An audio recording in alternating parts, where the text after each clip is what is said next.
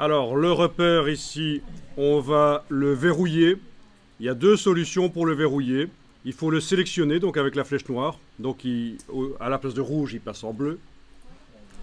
Et vous pouvez aller à l'ancienne le verrouiller dans le menu affichage, repères, verrouiller les repères. Ceci dit, c'est une ancienne manière de faire.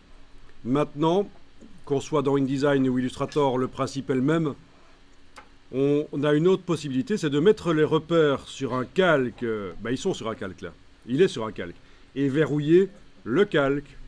Donc faites la nouvelle manière de faire, c'est beaucoup mieux. Allez dans la palette des calques, menu fenêtre calque. Vous pouvez double-cliquer sur le nom du calque et l'appeler repère.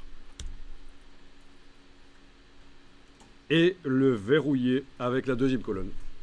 L'intérêt, c'est qu'on peut avoir plusieurs calques avec sur un calque des repères horizontaux, sur un autre calque des repères verticaux, et les afficher ou les verrouiller séparément. C'est beaucoup mieux que l'ancienne manière de faire affichage, repères, verrouiller les repères, qui là verrouille tous les repères du document. Bon, évidemment, si le calque est verrouillé, il faut que je crée un nouveau calque en cliquant sur le bloc de feuilles pour pouvoir dessiner quelque chose.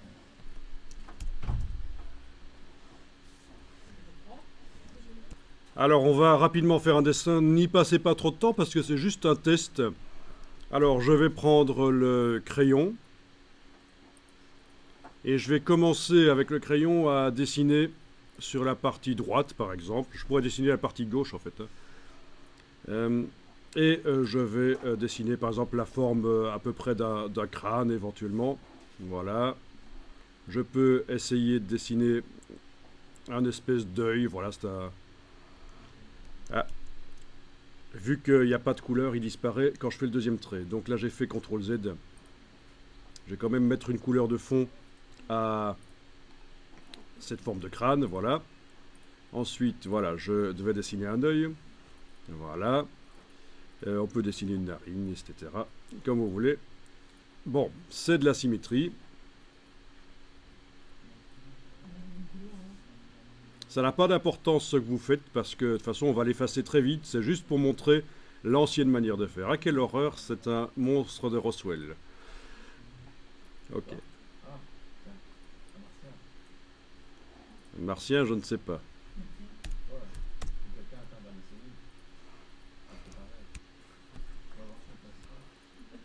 Alors, voyons un peu quand on sélectionne tout ça. Donc vous englobez. On va faire une symétrie à l'ancienne, comme on faisait avant que la palette aspect existe. Et vous avez deviné, donc après je vous montre comment utiliser la palette aspect pour faire une symétrie. Plus moderne, plus performante. Alors, objet, transformation, miroir. Objet, transformation, miroir.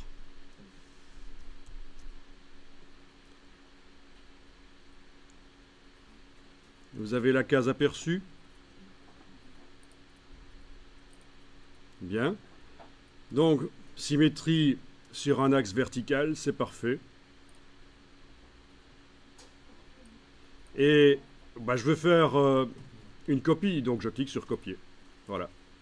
Et il ne me reste plus qu'à déplacer ça sur le côté. Et j'ai mon alien qui est là. Ah, il est quand même super sympa. D'accord? Ça, c'est à l'ancienne. Le problème, c'est que pendant qu'on dessinait la partie de droite, on ne voyait pas la partie de gauche qui se dessinait en même temps. Donc, c'est là qu'on découvre seulement quand on s'y maîtrise à quoi ça ressemble. Donc, c'est assez ennuyeux. Je vais faire des petites oreilles, tiens. Donc, toujours le même principe. Objet, transformation, miroir. Copier et aller déplacer de l'autre côté. À peu près au bon endroit. Et voilà, etc. Bon, donc je vous avais dit de ne pas passer trop de temps à faire ça parce que maintenant on va effacer tout ce qu'il y a sur le calque et on va faire différemment. Avec la technique qu'on va voir maintenant, la symétrie va se faire en temps réel. Quand je vais faire un trait ou un objet sur le côté, il va apparaître tout de suite de l'autre côté.